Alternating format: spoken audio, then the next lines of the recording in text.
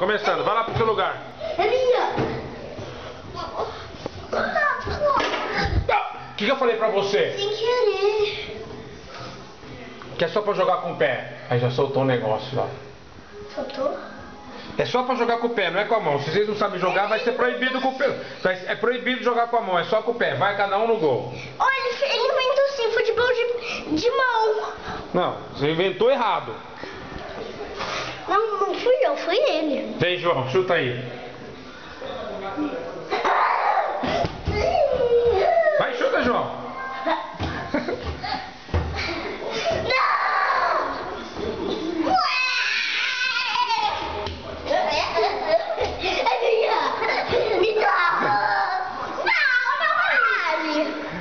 Vai, Gui, pega a bola lá.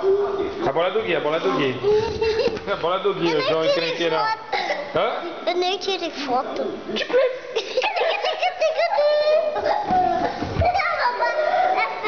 Tipli. Vai, filha. Tá filmando, não é foto não, para de fazer pose, vai lá brincar.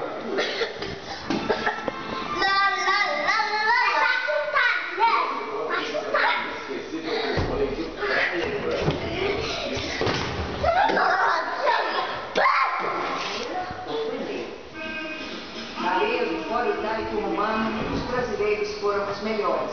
Frente a frente, dois